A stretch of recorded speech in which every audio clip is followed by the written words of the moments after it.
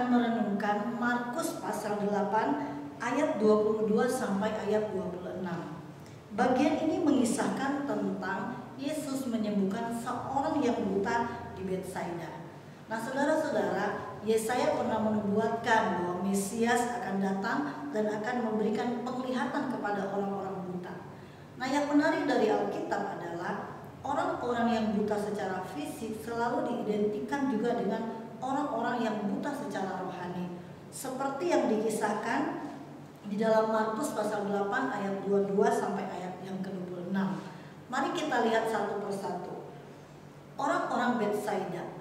Yesus menyembuhkan seorang yang buta ini bukan di tengah-tengah kota Betsaida, tetapi Yesus menuntun orang buta ini keluar dari kota Betsaida. Mengapa? Apakah Yesus tidak ingin memperkenalkan pribadinya kepada orang-orang Betsaida? Pada waktu itu, Yesus pernah mengecam orang Betsaida karena mereka menolak Kristus. Yesus banyak kali melakukan mujizat-mujizat di sana.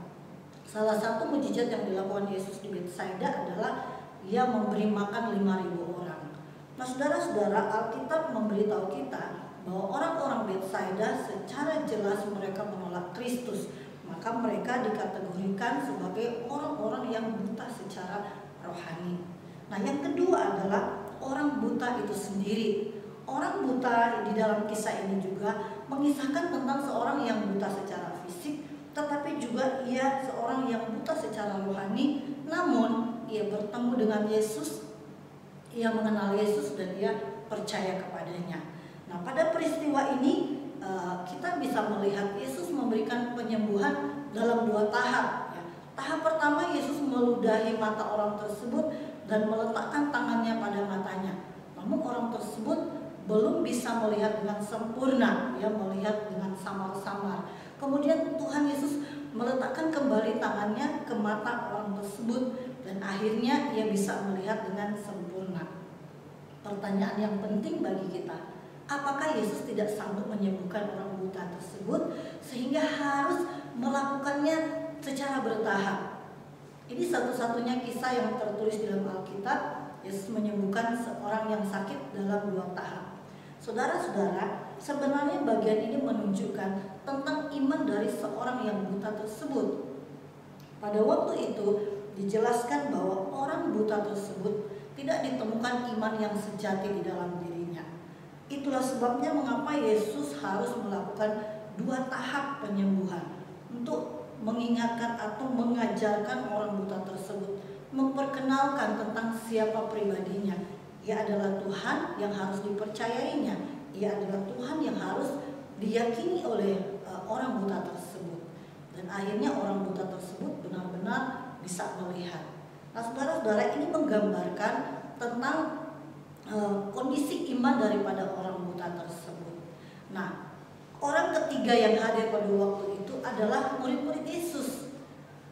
Pada hari-hari itu Yesus sedang mengajar murid-muridnya tentang pengenalan mereka dan tentang keyakinan mereka kepada Kristus.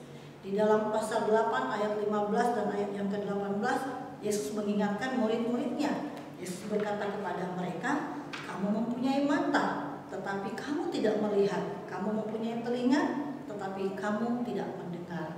Saudara, melalui penyembuhan ini sebenarnya Yesus sedang mengingatkan murid-muridnya bahwa mereka juga adalah orang-orang yang buta secara rohani.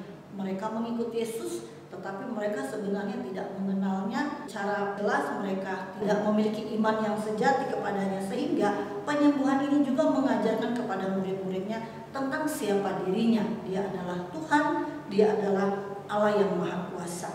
Nah, saudara yang dikasihi Tuhan, pengenalan akan Tuhan itu penting sekali, Mungkin kita bukanlah orang-orang Betsaida yang benar-benar menolak Yesus secara penuh. Nah, namun jangan sampai kita seperti murid-murid Yesus, kita menjadi pengikut Yesus, tetapi kita tidak benar-benar mengenalnya. Biarlah kita seperti seorang yang buta ini. Dia buta secara rohani, kemudian bertemu dengan Yesus, lalu dia sungguh-sungguh percaya kepada Yesus. Nah, saudara yang dikasihi Tuhan, Tuhan sudah datang pada kita manusia yang berdosa, memperkenalkan dirinya melalui firman Tuhan. Kita membaca, kita merenungkan, dan kita mengenalnya. Dan melalui firman Tuhan juga kita terus meyakini Tuhan dalam hidup kita. Kiranya kita menjadi orang-orang Kristen yang bertumbuh secara rohani. Amin. Firman-Mu ku taruh dalam hatiku, agar ku tak berdosa di hadapan-Mu.